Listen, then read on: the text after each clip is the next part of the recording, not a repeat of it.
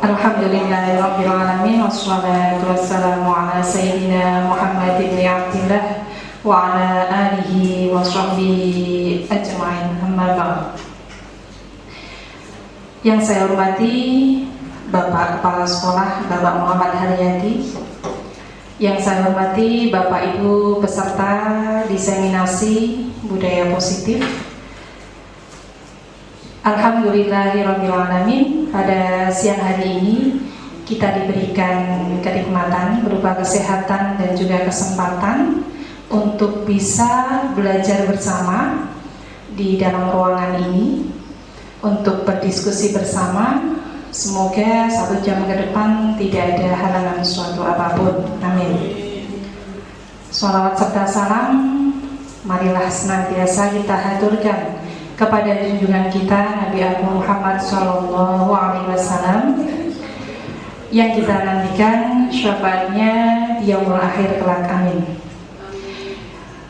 Sebagai pembuka, marilah kita baca surat Al-Fatihah bersama-sama. Al-Fatihah.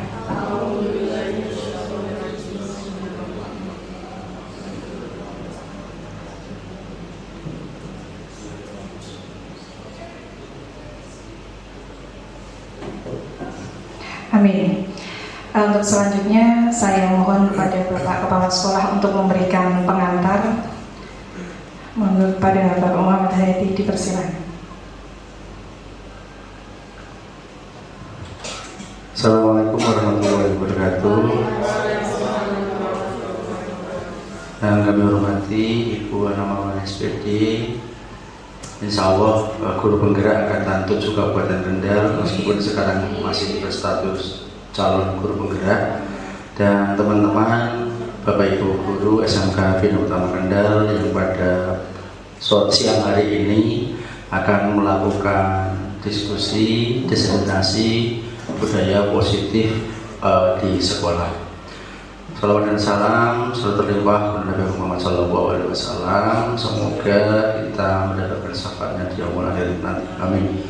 Bapak Ibu yang kami hormati, kami terima kasih sekali kepada Bu Ana Marwani yang insya Allah akan memberikan ilmunya yang didapat selama mengikuti program calon guru penggerak di SMK Bina Utama Kendal. Dan tentunya program ini sesuai dengan program strategis pemerintah, yaitu setiap sekolah diharapkan memiliki guru-guru penggerak maupun organisasi penggerak ataupun fasilitator penggerak yang intinya dapat berupaya menumbuh kembangkan program-program sekolah, layanan pendidikan yang diberikan kepada siswa ini semakin baik.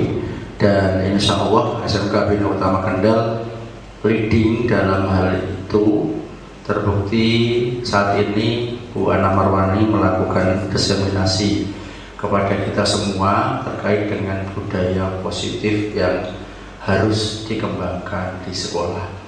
Nah, nanti kita saksikan paparan dari Bu Ana Marwani yang pada intinya adalah hal-hal yang baik, hal-hal yang positif itu kita terapkan di sekolah, terutama pada kegiatan proses belajar mengajar. Dan kegiatan budaya positif sekolah ini sangat banyak sekali macamnya, mulai dari komunikasi yang efektif, menumbuh kembangkan kepercayaan, kemudian membiasakan untuk menghargai teman dan sebagainya. Ini merupakan hal-hal yang baik dan positif, bisa menumbuh kembangkan logika berpikir kepada anak, meningkatkan kepekaan rasa dan saling menghargai antar murid. Apalagi murid pada era saat ini luar biasa sekali ya, memang perlu penanaman karakter. Dan intinya Bapak Ibu guru ketika mengajar di kelas harus kita ubah ya persepsi bahwa semakin kita memberikan pertanyaan atau problematika kepada siswa atau murid, kemudian murid tidak berhasil menjawab, maka kita senang, itu mohon dihapuskan. Dan barangkali juga diganti ya dengan punishment menjadi motivasi untuk berubah menjadi yang lebih baik. Nah, itu nanti akan diulas lebih lanjut oleh Ibu Hana Marwani pada kesempatan sore hari ini. Intinya sekolah berpesan bahwa silahkan ikuti kegiatan diseminasi ini dengan baik. Harapannya panjenengan semua yang hadir di sini, Bapak Ibu guru yang hadir di sini merupakan Bapak Ibu guru yang sangat hebat dan luar biasa. Harapannya nanti apa yang disampaikan Bu Hana Marwani dapat diperhatikan, diimplementasikan pada proses pembelajaran di masing-masing kompetensi keahlian, masing-masing bidang dan masing-masing mata pelajaran. Sudah saatnya kita berpikir kolaboratif dan ilmu itu tidak terkotak-kotak tetapi saling melengkapi. Demikian yang dapat saya sampaikan, dan mohon maaf apabila ada kata-kata yang kurang berkenan. Selamat mengikuti selamat mengikuti diseminasi budaya positif bersama calon guru penggerak angkatan 7. Semoga sukses selalu buat panjenengan semua. Terima kasih.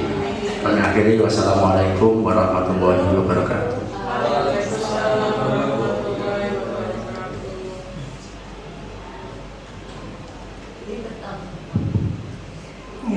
Terima kasih kepada Bapak Muhammad Haryadi atas pengantar, atas pengarahannya yang diberikan kepada kami semua. Semoga dari pengarahan Bapak kepala sekolah kita semua, khususnya Bapak Ibu peserta diseminasi, termotivasi untuk mengikuti CGP angkatan berikutnya.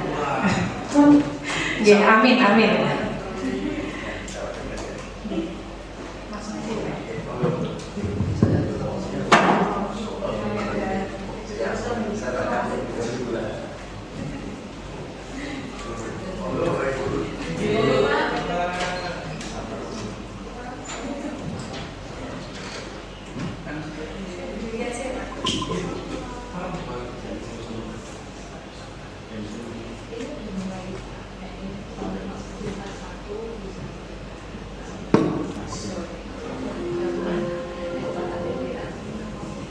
Oke, kita mulai biar waktunya cukup. Nanti kira-kira kurang lebih nanti 1 jam. Mohon keikhlasannya Bapak Ibu. Assalamualaikum warahmatullahi wabarakatuh. Oke, mohon izin saya berdiri di depan tidak untuk menggurui tetapi untuk belajar bersama, berdiskusi bersama dengan Bapak Ibu guru semuanya. Alhamdulillah ini adalah oleh-oleh dari hasil belajar saya selama kurang lebih 2,5 bulan. Modul 1 selesai dengan adanya diseminasi ini. Kemudian nanti masih ada modul 2 dan modul 3 Bapak Ibu. Mohon doanya semoga lancar. Budaya positif.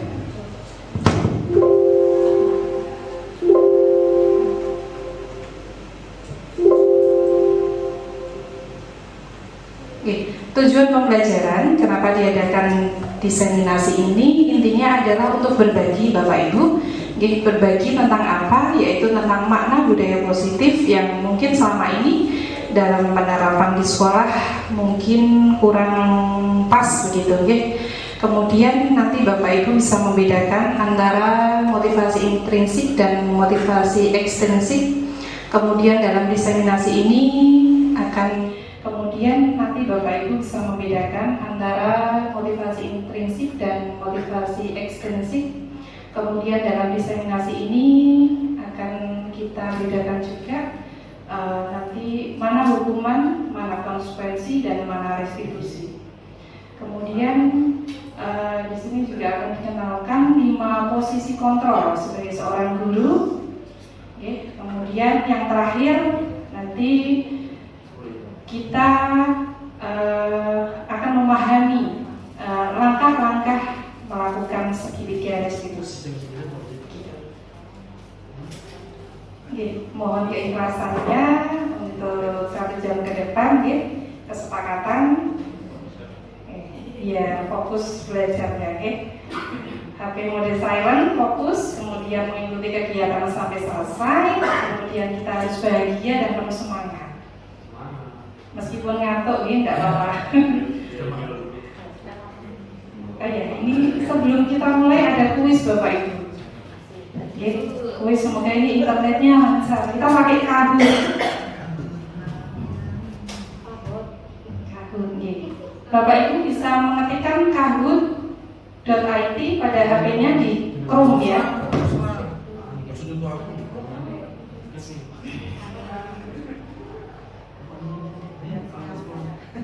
Kita main, ini main.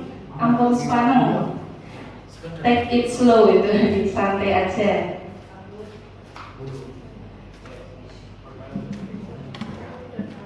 Ya nggak ngantuk.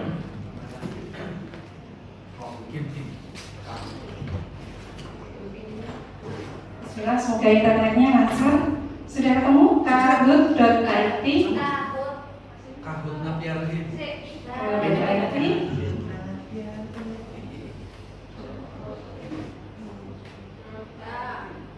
Get ready to join. Nanti ada pin-nya.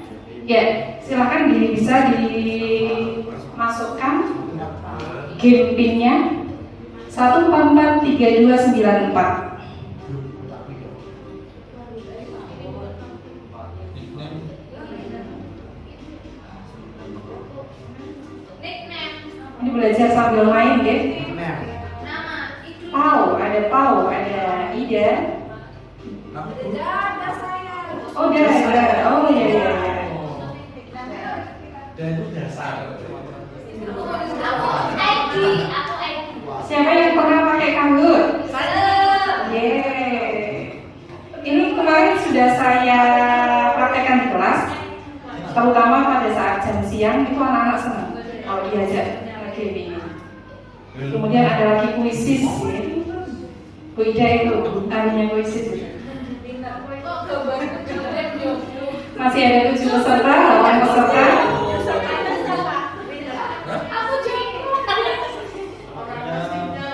Tidak ada sinyal ya.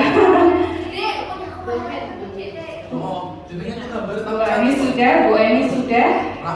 Raffles siapa? Bu Intan, nickname-nya apa? BTS.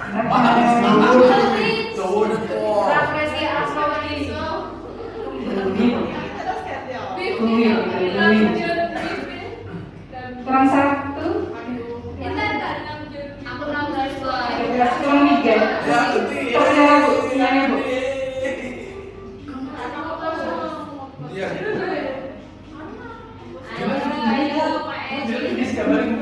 Kak Sari akhirnya itu datang masuk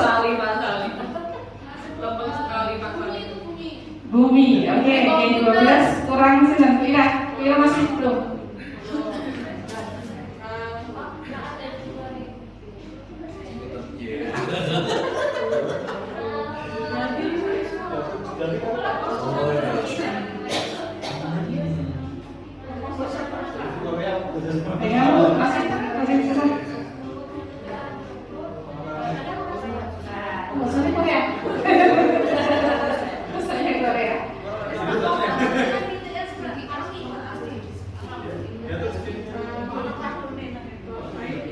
.id, kahoot.id. Masih tanya Bu.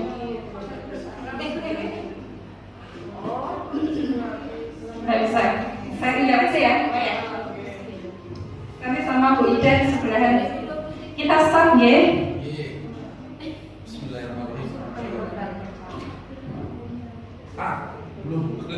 Pretest diseminasi. Anggap aja ini main-main. Pertanyaan pertama, waktunya 20 detik. Mendisiplinkan siswa dengan hukuman penting untuk dilakukan. True or false?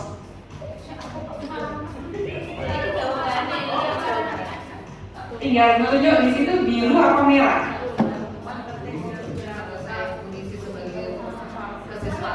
Yeay.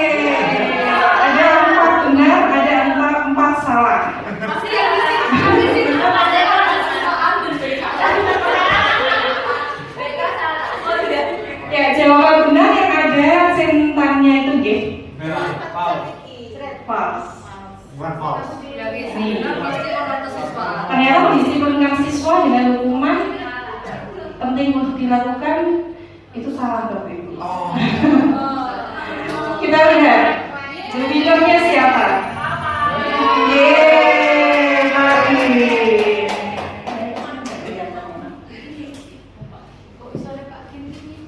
Pak Kim paling cepat dan paling tepat dan paling cepat. Kita mulai deh, Pak Kim.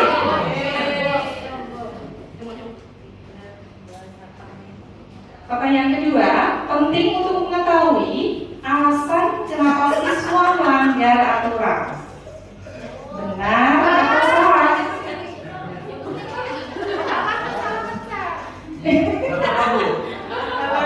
Yeay, 11 orang betul ya. Bukan orang yang salah. Tidak apa-apa, ini main-main Bu. Nanti tidak ada nilainya.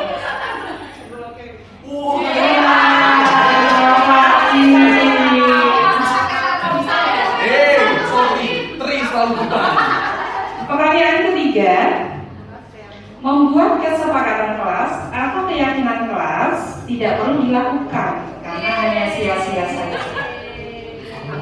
Benar atau salah?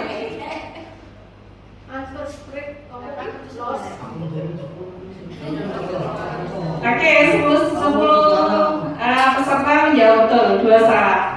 Kita lihat siapa yang paling unggul. Yeay, pagi.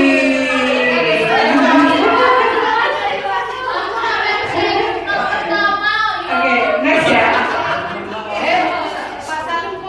Pertanyaan keempat, Ibu Rini menghukum Dewi memutari lapangan 10 kali karena menyontek. Benar atau salah?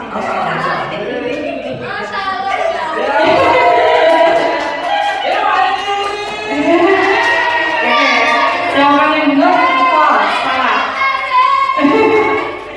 Ya. Kita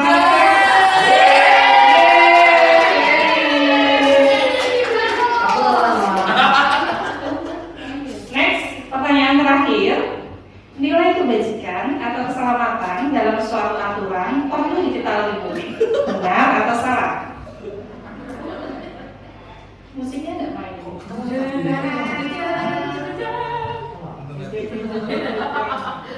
Oke, 11 orang menjawab betul.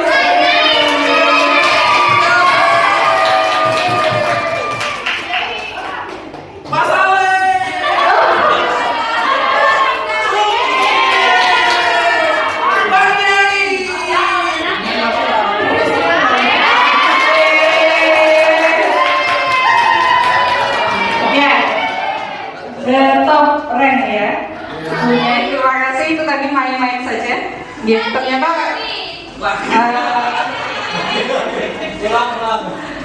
banyak yang mungkin belum paham ya, atau mungkin salah percaya.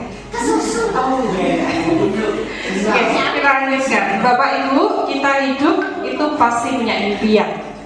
Kita sebagai istri, kita pengen punya impian. Sebagai ibu, kita punya impian anak-anak kita pengen seperti apa. Nah, kita sebagai guru, kita ingin atau memimpikan murid seperti apa sih?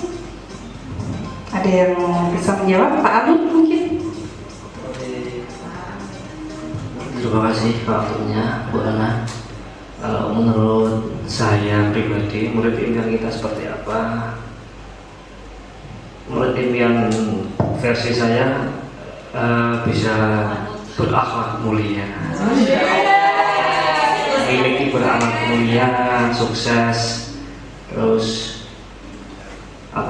bermanfaat untuk orang-orang di sekitarnya.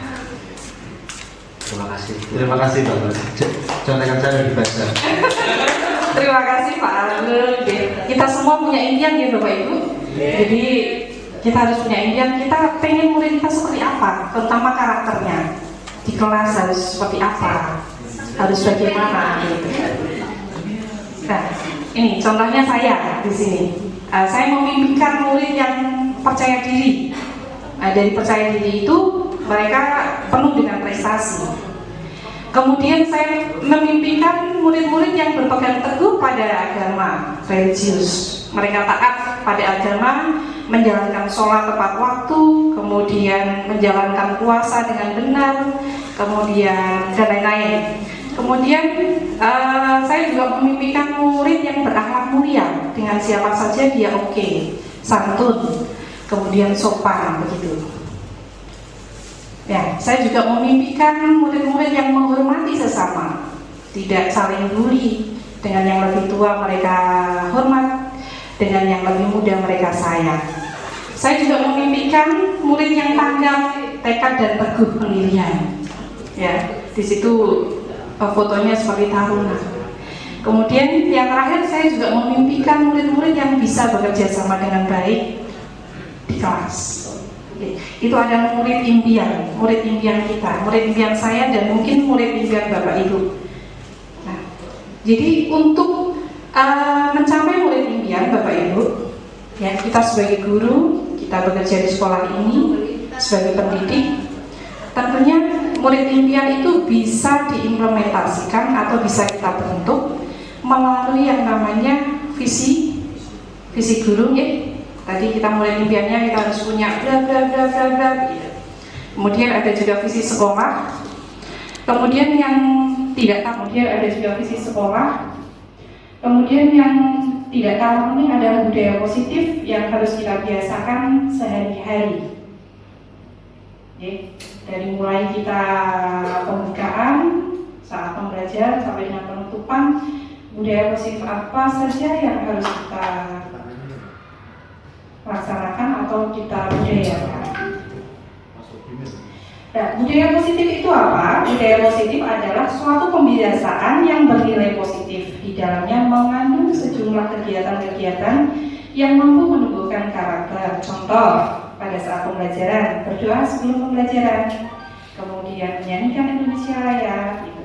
Kemudian memberikan salam kepada Bapak Ibu guru, bersalaman, kemudian dengan sesama teman, saling menghormati dan sebagainya, tidak saling bully dan sebagainya, itu bisa kita ciptakan di dalam kelas.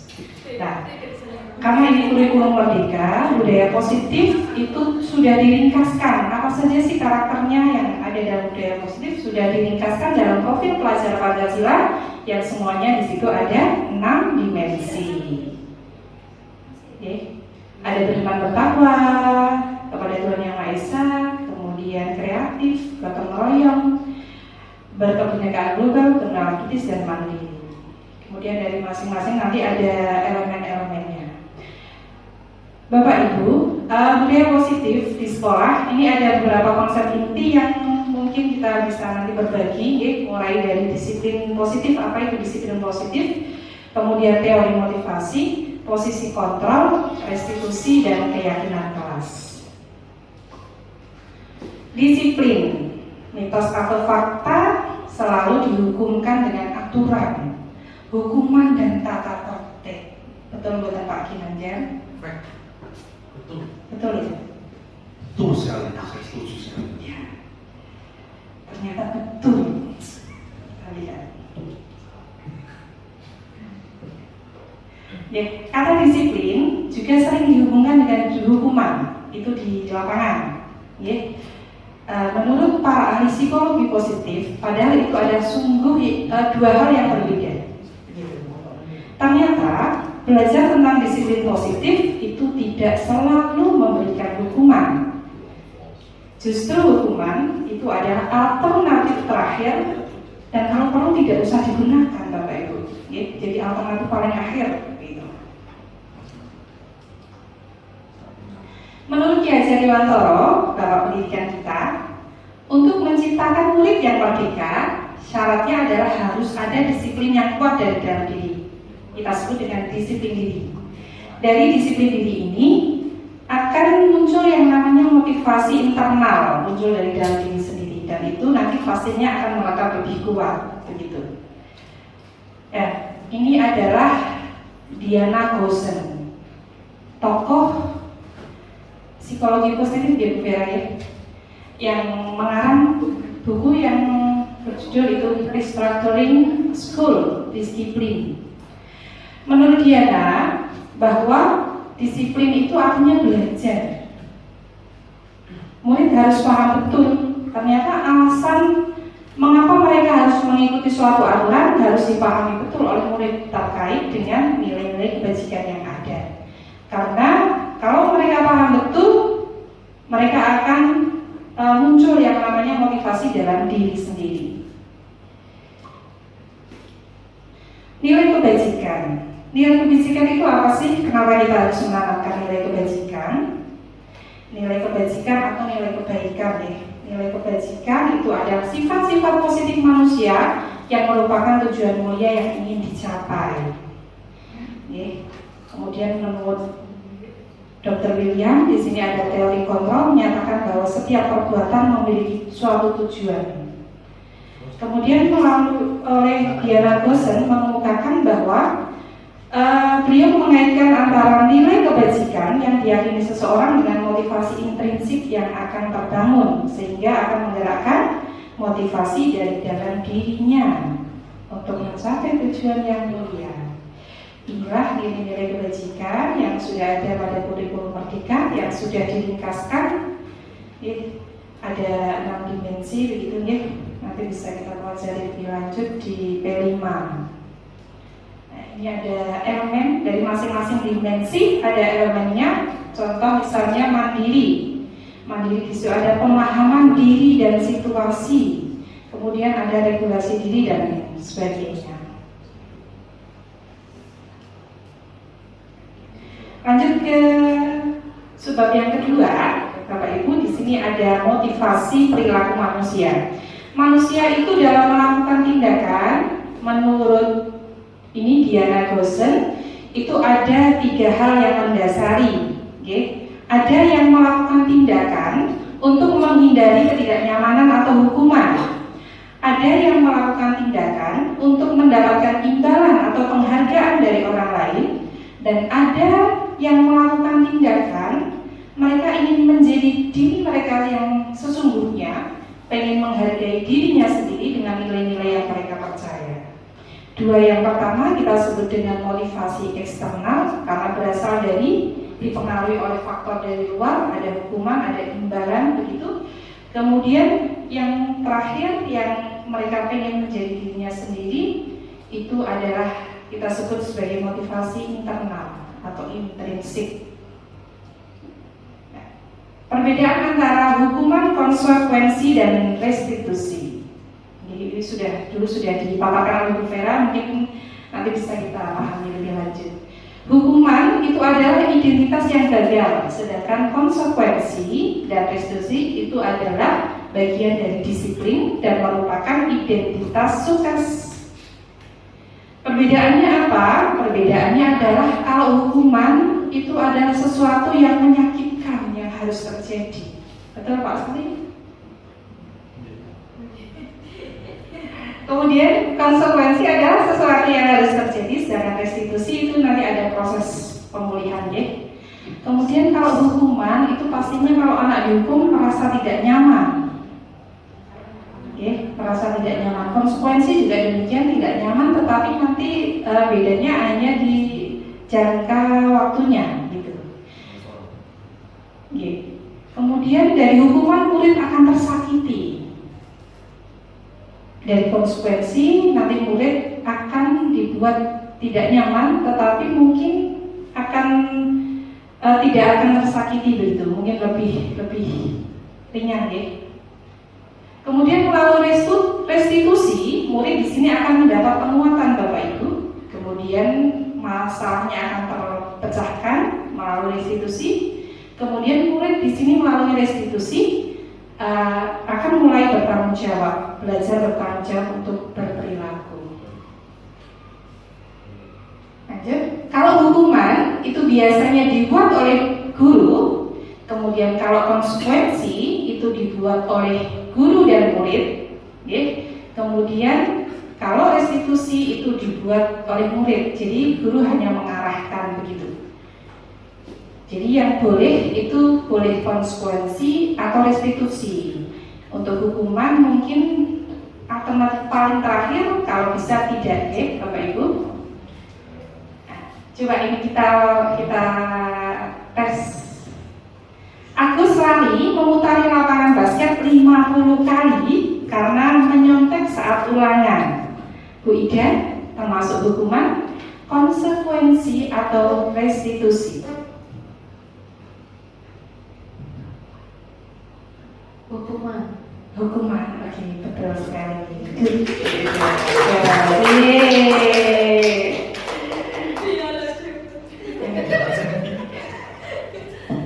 Yang kedua, menggantikan suatu barang kepada orang lain karena kita menghilangkan barang tersebut. Bu Ira, termasuk hukuman, konsekuensi atau restitusi? Konsekuensi. Oke, yang ketiga, Ibu Ida berdialog dengan Andi, membimbing Andi untuk menemukan solusi karena sering terlambat, termasuk hukuman, konsekuensi atau restitusi. Pak Lukman.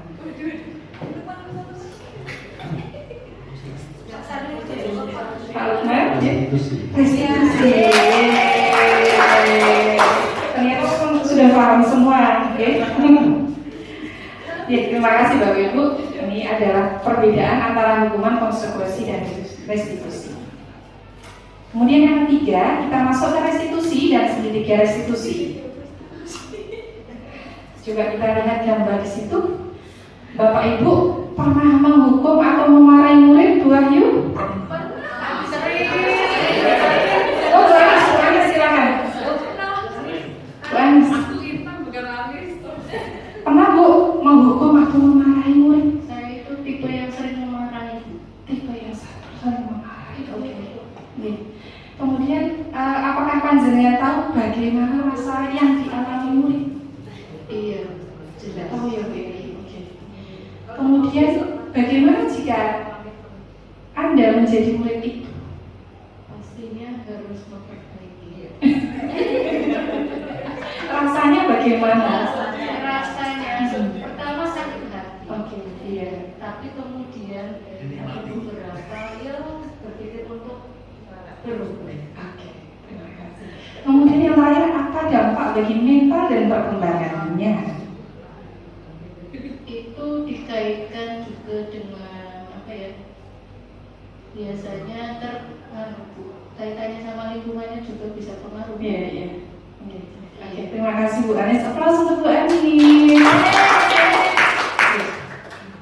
Ya, Bapak Ibu, pernahkah terpikirkan bahwa anak-anak yang kita marahi atau kita hukum akan mengalami dengan potret yang ada pada PPT?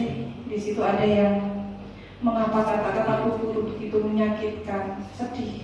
Ternyata guru yang dikenal baik hati tiba-tiba karena dia melakukan sedikit kesalahan akhirnya sakit hati ya.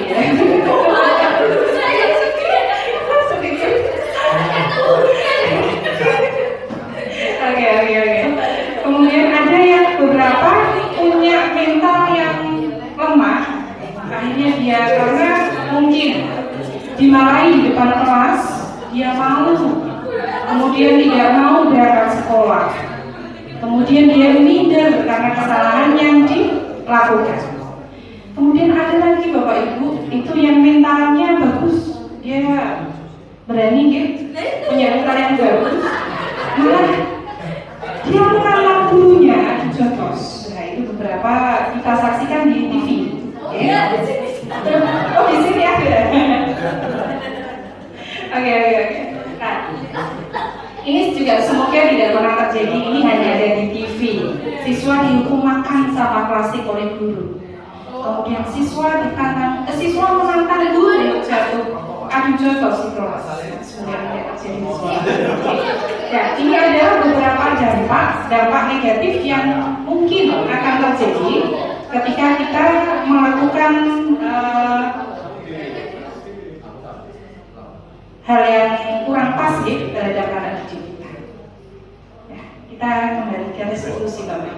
Restitusi itu apa?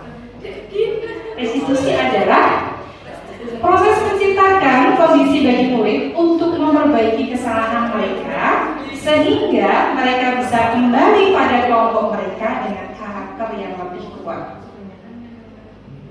Kemudian dari restitusi juga membantu murid untuk menjadi lebih memiliki tujuan, memiliki disiplin yang positif dan memulihkan dirinya setelah berbuat salah. Jadi melalui restitusi ini guru menguatkan. Jadi tidak hanya sekedar dihukum, dimarahi sudah ditinggal, tetapi dikuatkan, ditanya alasannya, kemudian ditanya bagaimana memperbaikinya dan lain sebagainya. Jadi restitusi itu adalah belajar dari kesalahan. Restitusi itu adalah mencari kebutuhan dasar yang mendasari tindakan. Kemudian pada restitusi ini fokus pada karakter, bukan tindakan. Kemudian dari restitusi ini kita fokus pada solusi. Ngantuk ya? Ya, segitiga restitusi Bapak Ibu. Dari restitusi ini kita akan mengenal yang namanya segitiga restitusi. Apa itu? Yaitu suatu proses dialog yang dijalankan oleh guru atau orang tua. Jadi bisa dilakukan oleh orang tua agar dapat menghasilkan murid yang mandiri dan bertanggung jawab. Ini pastinya Bapak Ibu pernah melakukannya, pernah semua.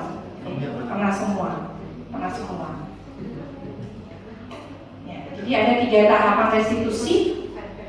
Yang pertama adalah menstabilkan identitas. Kemudian ada validasi tindakan yang salah. Kemudian ada menanyakan keyakinan. Jadi ada tiga langkah dalam melaksanakan restitusi. Menstabilkan identitas, jadi seorang yang salah itu distabilkan dulu. Kemudian dengan cara kita memberikan pernyataan setiap orang itu pasti pernah berbuat salah. Manusia itu tidak ada yang sempurna, dan lain sebagainya. Kemudian setelah distabilkan identitasnya, kemudian kita validasi tindakan yang salah dengan cara menanyakan alasannya. Jadi alasan dia melakukan kesalahan itu perlu kita lakukan, perlu kita tanya.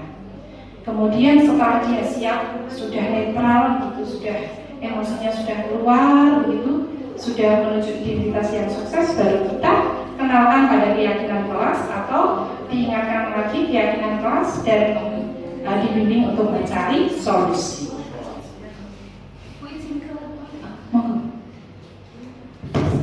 Ini ada contoh pelaksanaan restitusi. Ada pesanannya?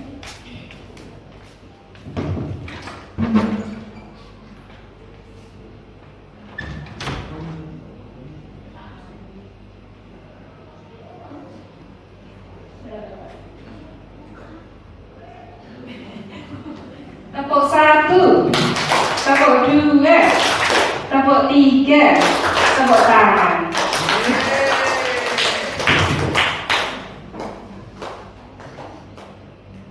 Ini nggak bisa.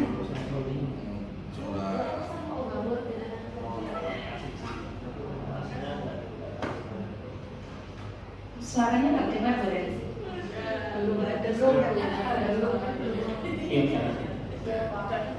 Sudah lama nggak ketemu saya. Kenapa hari ini ada di sini? Kesel Pak, kesel banget. Masa aku dikatain tukang fitnah Pak? Ya aku marah lah. Aku balik katain Eka di depan kelas. Kesel banget. Oh begitu. Ya pasti kamu marah dan kesal. Bapak juga akan marah apabila ada yang menegur Bapak seperti itu. Kemudian pada saat itu kamu melakukan apa? Ya saya langsung ngatain Eka lah Pak. Kesel banget. Saya bentak-bentak dia depan teman-teman lain.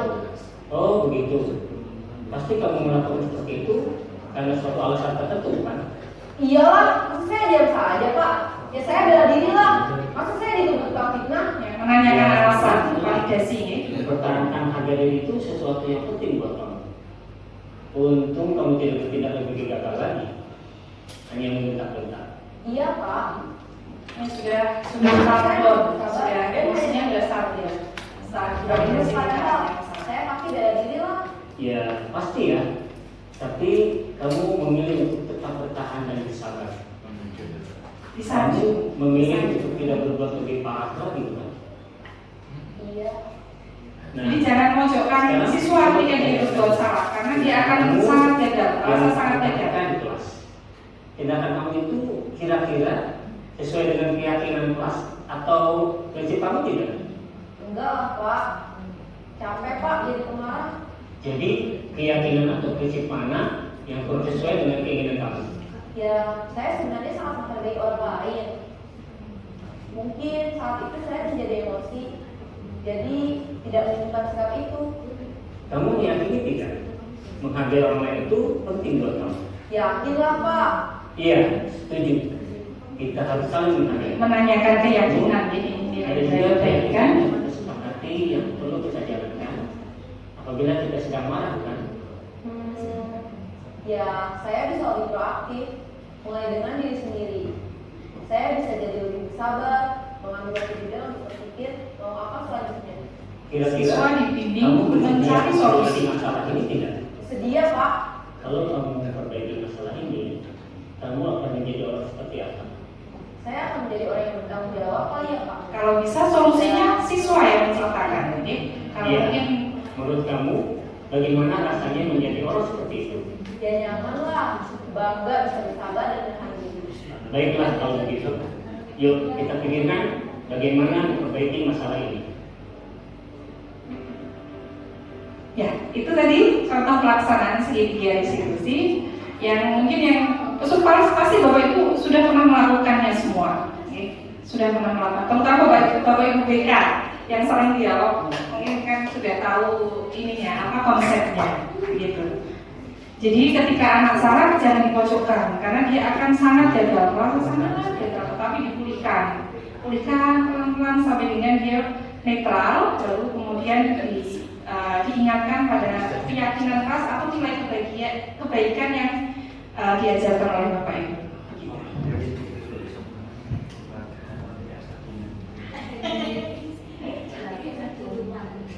Ya, ini tahapannya.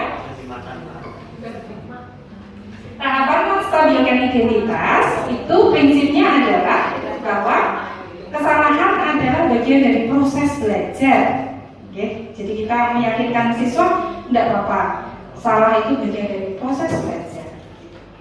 Nah, tujuannya dari menstabilkan identitas adalah menggeser identitas murid dari yang semula merasa gagal, begitu, karena sudah melakukan kesalahan, menjadi identitas yang sukses.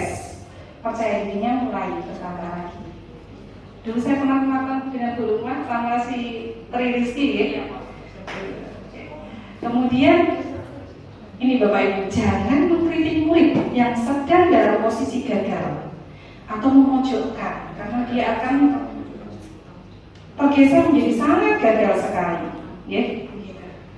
Nah ini pernyataan yang bisa diajukan, ya, misalnya berbuat salah itu wajar, tidak apa-apa gitu. Kemudian manusia itu tidak ada yang sempurna, nak, tidak apa-apa, nanti Ibu bantu.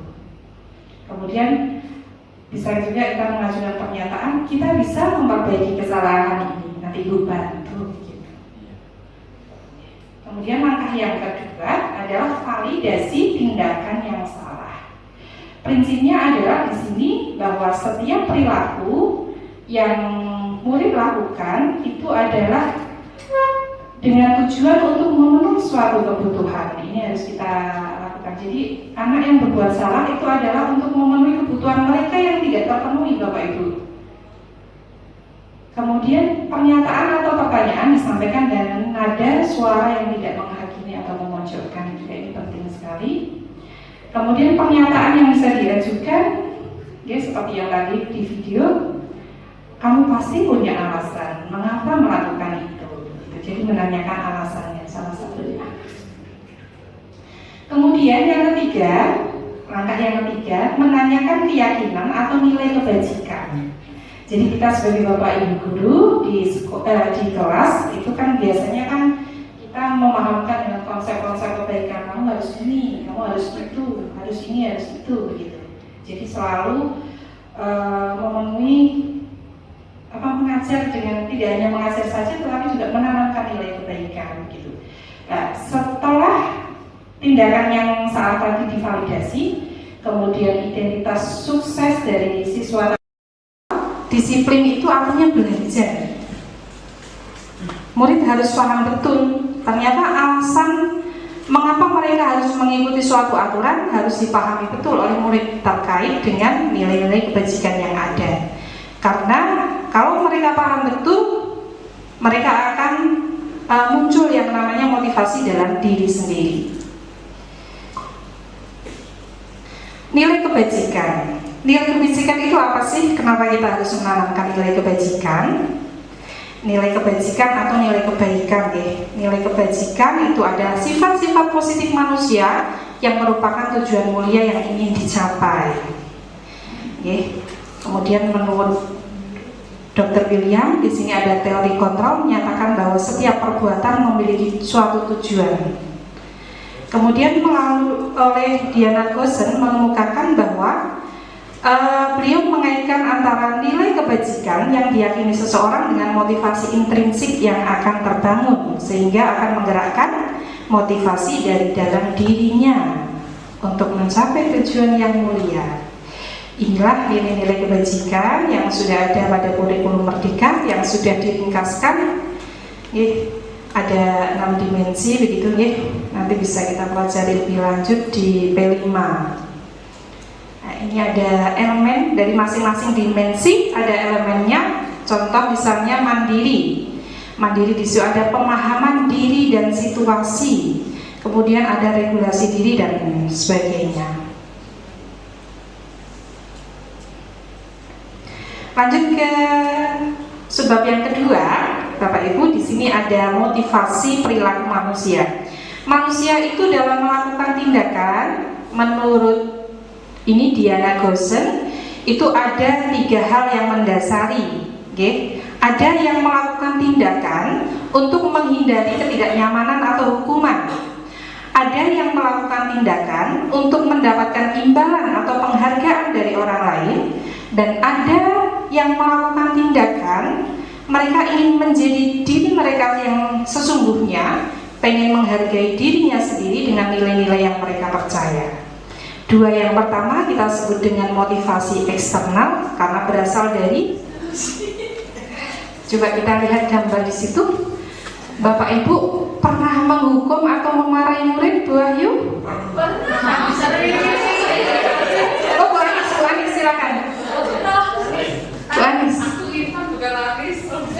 Pernah Bu menghukum atau memarahi murid? Saya itu tipe yang sering memarahi. Tipe yang sering memarahi. Oke. Kemudian apakah panjenengan tahu bagaimana rasa yang dialami murid? Iya, jelas. Tahu ya Bu ya. Oke. Kemudian bagaimana jika Anda menjadi murid itu? Pastinya harus memperbaiki. Rasanya bagaimana? Rasanya pertama sakit hati. Oke, iya. Tapi kemudian ada beberapa yang berpikir untuk berubah. Oke, terima kasih. Kemudian yang terakhir, apa dampak bagi mental dan perkembangannya? Itu dikaitkan juga dengan apa ya? Biasanya kaitannya sama lingkungannya juga bisa pengaruh. Iya.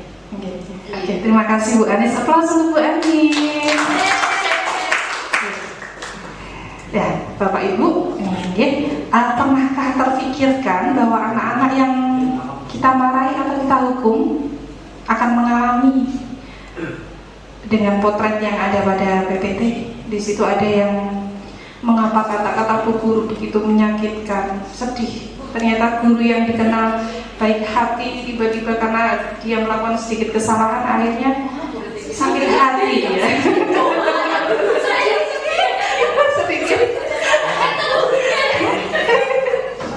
Oke. Kemudian ada yang beberapa punya mental yang lemah. Akhirnya dia karena mungkin dimarahi di depan kelas, dia malu, kemudian tidak mau berangkat sekolah, kemudian dia minder karena kesalahan yang dilakukan. Kemudian ada lagi Bapak Ibu, itu yang mentalnya bagus, dia berani punya mental yang bagus, malah dia menantang gurunya dijotos. Nah, itu beberapa kita saksikan di TV.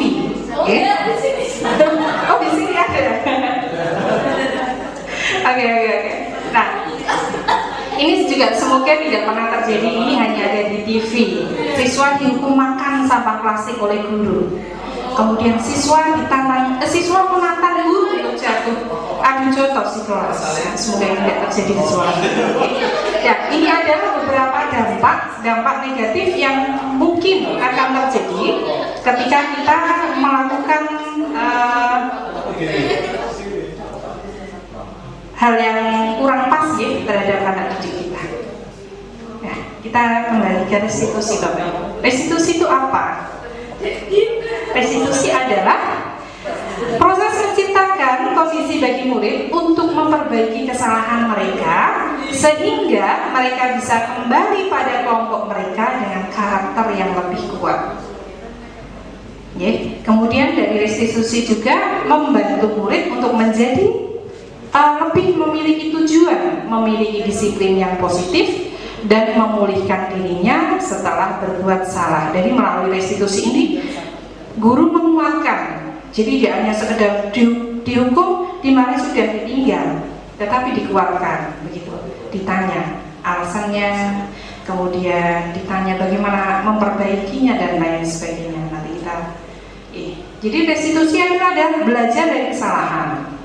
Restitusi itu adalah mencari kebutuhan dasar yang mendasari tindakan. Kemudian pada restitusi ini fokus pada karakter, bukan tindakan. Kemudian dari restitusi ini kita fokus pada solusi.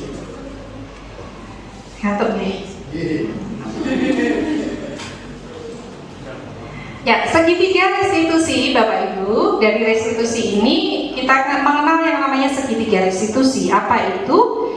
Yaitu suatu proses dialog yang dijalankan oleh guru atau orang tua. Jadi bisa dilakukan oleh orang tua agar dapat menghasilkan murid yang mandiri dan bertanggung jawab. Ini pastinya Bapak Ibu pernah melakukannya, pernah semua,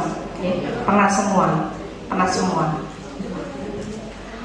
Ya, jadi ada 3 tahapan restitusi. Yang pertama adalah menstabilkan identitas, kemudian ada validasi tindakan yang salah, kemudian ada menanyakan keyakinan. Jadi ada tiga langkah dalam melaksanakan restitusi. Menstabilkan identitas, jadi seorang yang salah itu distabilkan dulu. Kemudian dengan cara kita memberikan pernyataan setiap orang itu pasti pernah berbuat salah. Manusia itu tidak ada yang sempurna, dan lain sebagainya. Kemudian setelah distabilkan identitasnya, kemudian kita validasi tindakan yang salah dengan cara menanyakan alasannya. Jadi alasan dia melakukan kesalahan itu perlu kita lakukan, perlu kita tanya. Kemudian setelah dia siap, sudah netral begitu, sudah emosinya sudah keluar begitu, sudah menuju identitas yang sukses, baru kita kenalkan pada keyakinan kelas atau diingatkan lagi keyakinan kelas dan dibimbing untuk mencari solusi. Monggo.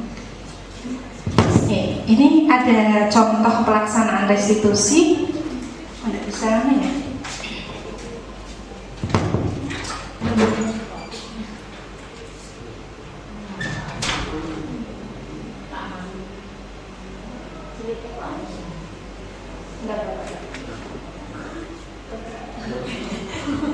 Tepuk 1, tepuk 2, tepuk 3, tepuk tangan.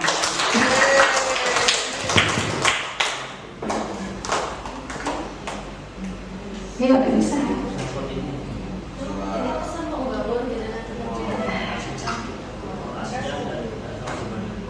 Ada juga kita sepakati yang perlu kita jalankan apabila kita sedang marah, bukan?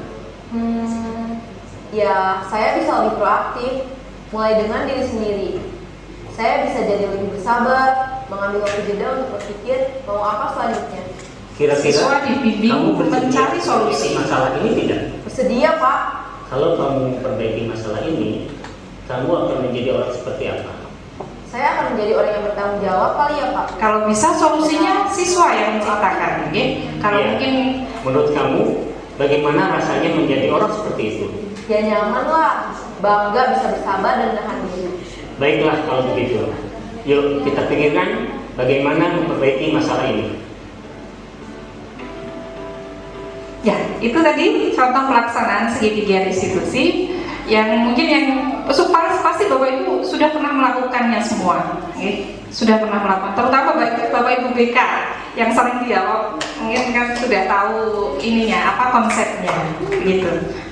Jadi ketika anak salah jangan dipojokkan karena dia akan sangat gagal, merasa sangat gagal, tetapi dipulihkan pelan-pelan sampai dengan dia netral, baru kemudian diingatkan pada keyakinan keras atau nilai kebaikan yang diajarkan oleh Bapak Ibu, begitu.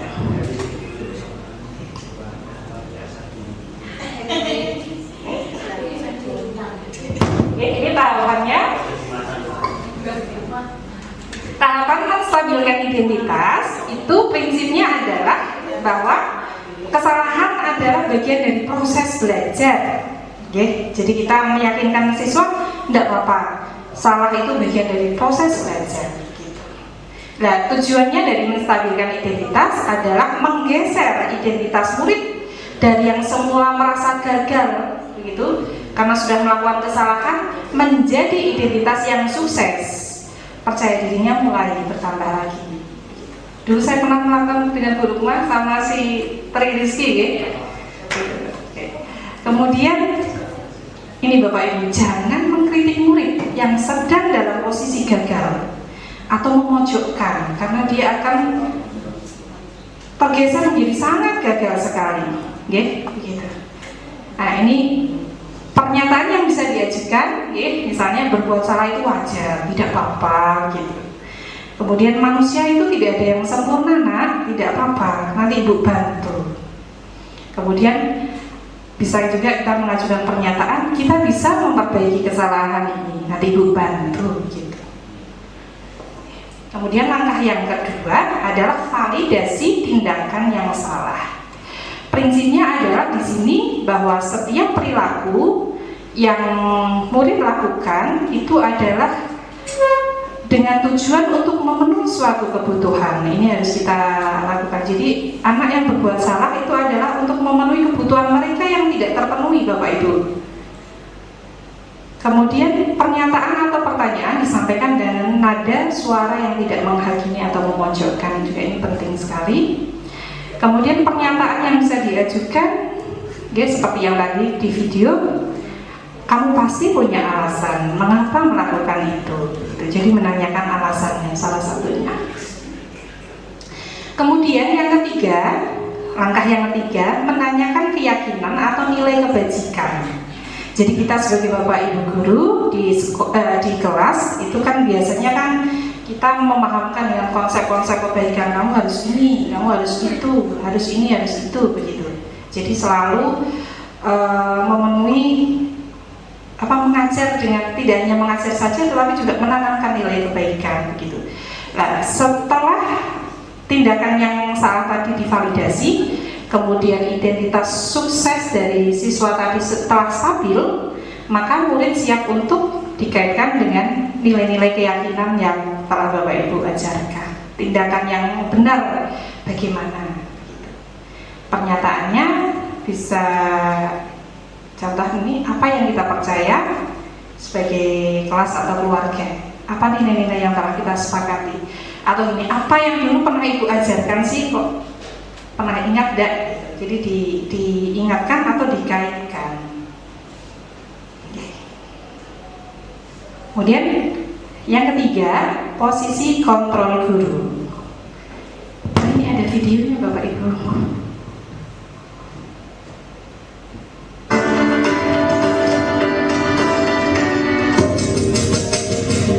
Kita simak.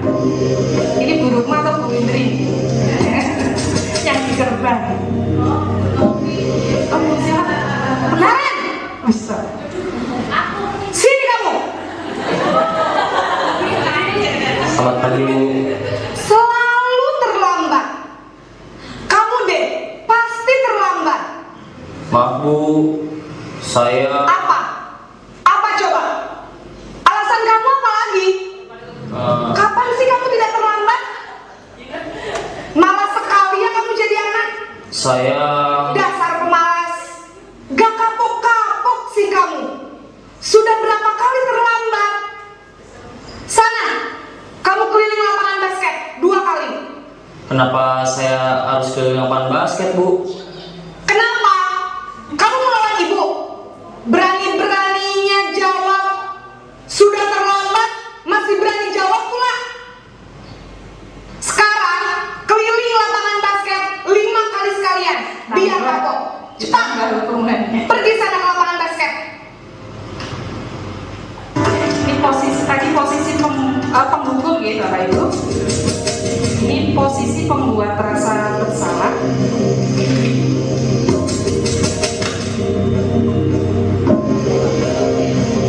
Naren!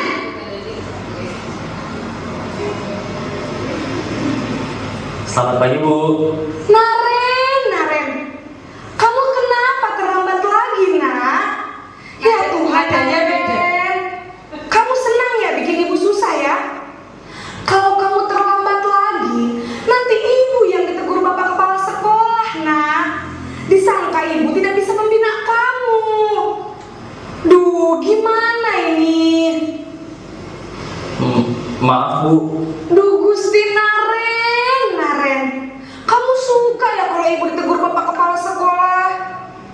Terus, sekarang ibu harus tulis apa ini di buku absen? Ini kamu sudah sering terlambat loh. Ibu harus apa coba? Maaf, Bu. Maaf sekali. Ya sudah, lain kali jangan bikin ibu susah lagi ya nak ya. Ibu tidak akan kuat lagi kalau kamu begini terus. Bisa jantungan kalau ibu ditegur bapak kepala sekolah. Sana cepat ke kelas.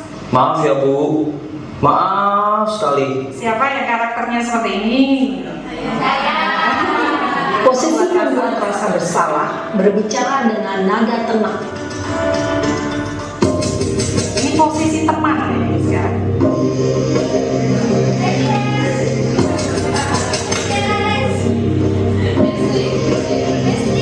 Naren!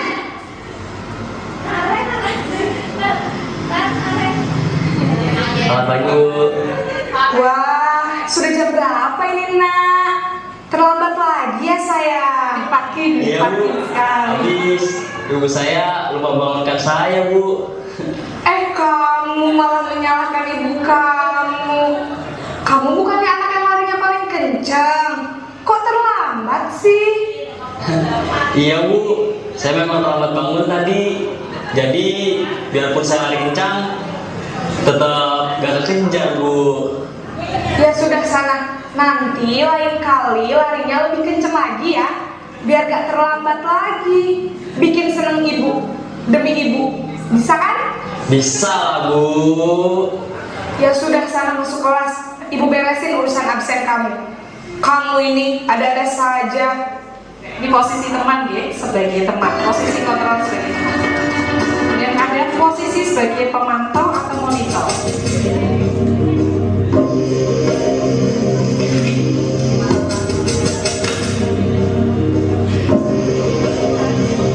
Naren!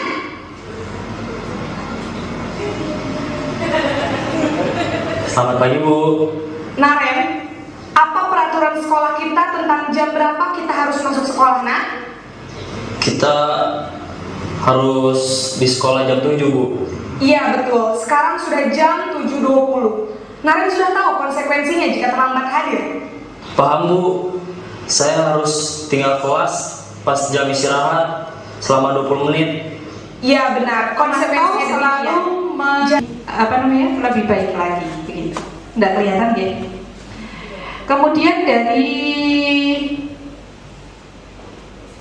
kalau cirinya ya, kalau cirinya di situ guru kelihatan betul Bapak Ibu, tidak kelihatan ya.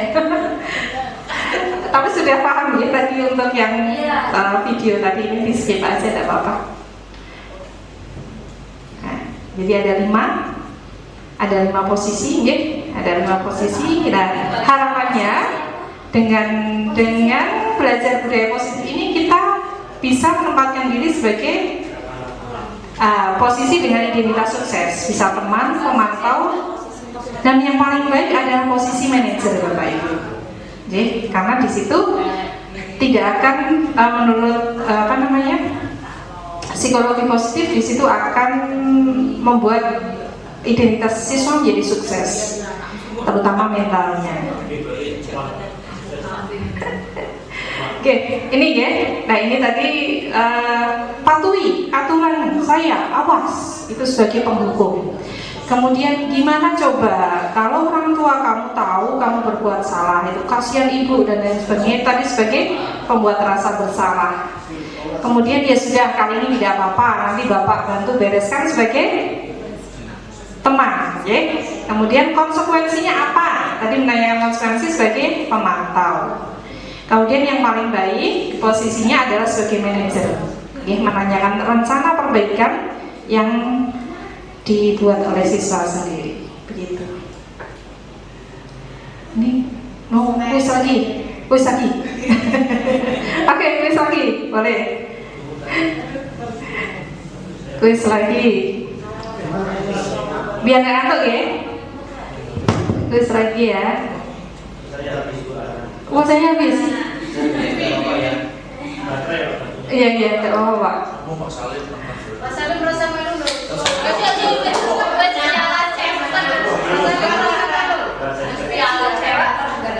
Ini untuk yang muda-muda Pak. Hilang tadi, sudah Bu. Untuk yang muda-muda deh. Oke. Ini besok bisa dicoba Bu, kahut. Kalau pas posisi siang begitu, anak bosen bisa keluarkan jurus ini. Kahut. Pak Kin itu bisa belajar dari Pak Kin, master kahut. Oh, bukan. Dari itu yang sudah punya 200. Siapa?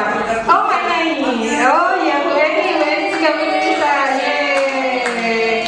200 jam Bu, saya main-main. Dari aplikasi ini kita bisa nge-game sambil belajar. Oh iya, tuh. Kita start ya. Tidak apa.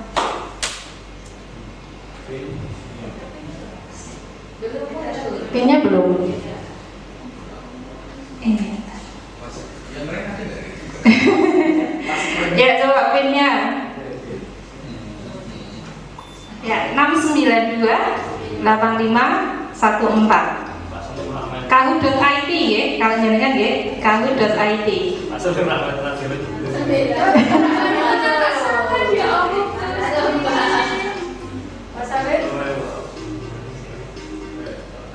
Al, bulan, dan mau lagi. Aku rada aku saiki. Ini dari sambungan, Mbak. Ini apa itu? Oh iya Kak. Karakternya bisa milih. Oh iya. Ini saya resolusinya.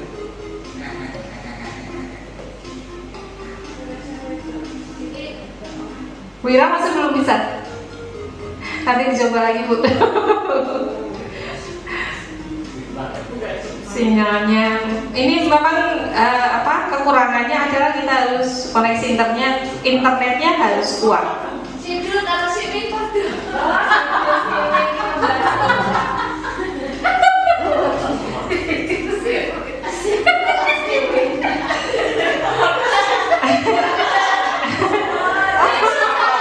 Oh iya, Sidul sama Sini sama itu karakternya. Oh beda. Sidul siapa sih, Pak Salim ya? Oh.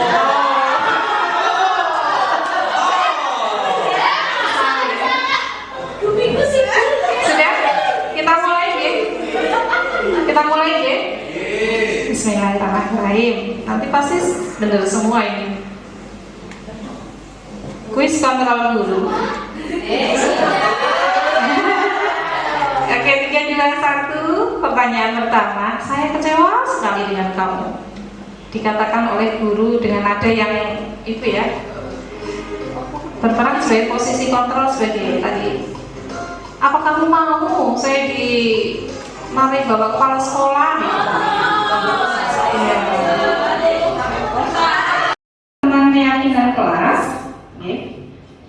keyakinan kelas itu apa? Jadi di sini namanya adalah keyakinan kelas. Ini mungkin istilah baru yang sering kita pakai kan peraturan kelas atau peraturan sekolah gitu. Jadi kenapa keyakinan? Nah, kenapa keyakinan? Ini bisa kita analogikan dengan kita memakai helm. Mengapa kita memiliki peraturan tentang penggunaan helm pada saat mengendarai kendaraan roda 2? Kan kita kan punya keyakinan bahwa dengan menggunakan helm kita akan selamat. Gitu. Di samping ada peraturan. Gitu. Jadi dari setiap aturan itu ada keyakinan yang mengandung nilai-nilai kebaikan yang harus kita pahami, termasuk oleh siswa. Kemudian juga dianalogikan dengan ini, kenapa kita harus menggunakan masker dan mencuci tangan setiap saat, terutama saat kemarin pandemi ini, itu karena kita memiliki keyakinan untuk sehat dan selamat.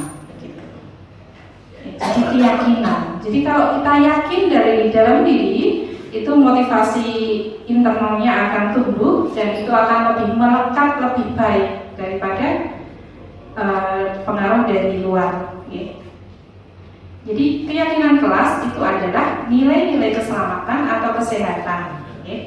Kita sebut ini keyakinan. Kemudian keyakinan yaitu nilai-nilai kebajikan universal yang disepakati secara tersirat dan tersurat lepas dari latar belakang suku, negara, bahasa maupun agama. Nilai-nilai kebajikan ini menekankan pada keyakinan seseorang akan lebih memotivasi seseorang dari dalam. Kalau yakin, sumbernya dari yakin, berarti itu akan memotivasi seseorang dari dalam. Kemudian tahapan membuat keyakinan kelas, ya ini sudah kita lakukan semua sebenarnya. Biasanya kita membuat kontrak belajar, setiap 1 semester sekali. Biasanya di awal kita kontrak belajar dulu dengan siswa atau kesepakatan. Jadi keyakinan kelas ini bahasa kita ada kesepakatan yang sudah kita lakukan.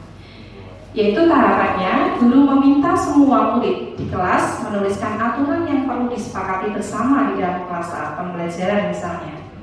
Kemudian semua usulan dari murid ditulis dari papan tulis. Misalnya pada saat pembelajaran boleh minum, nah, ditulis.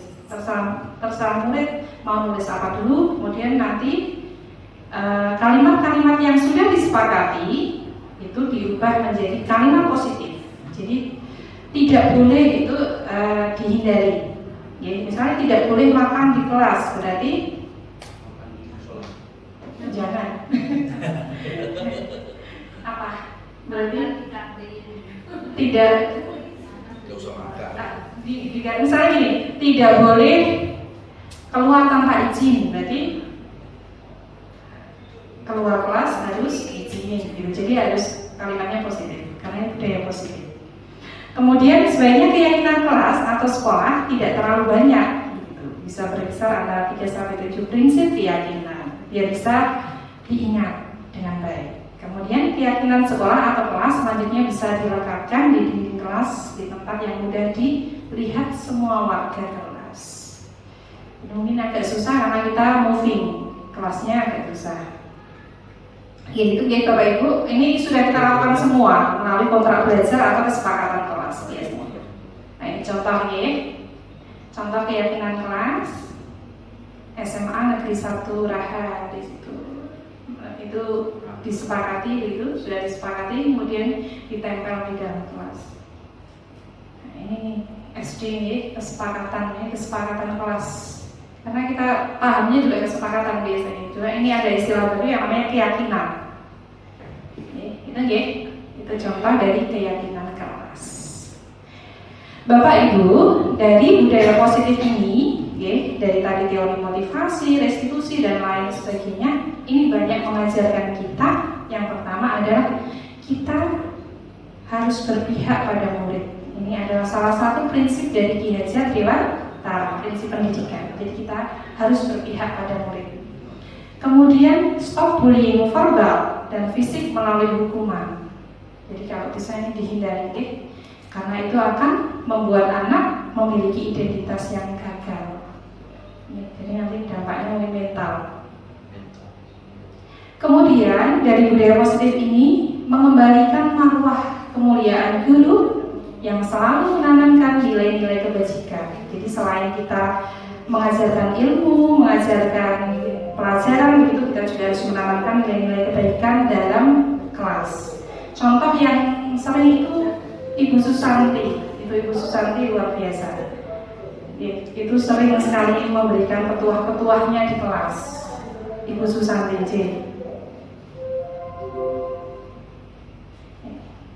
Kemudian hadirkan selalu lingkungan dan energi-energi positif pada murid kita melalui senyum, perbanyak senyum, motivasi, kemudian melalui nilai-nilai kebajikan yang kita ajarkan di dalam kelas, tanamkan.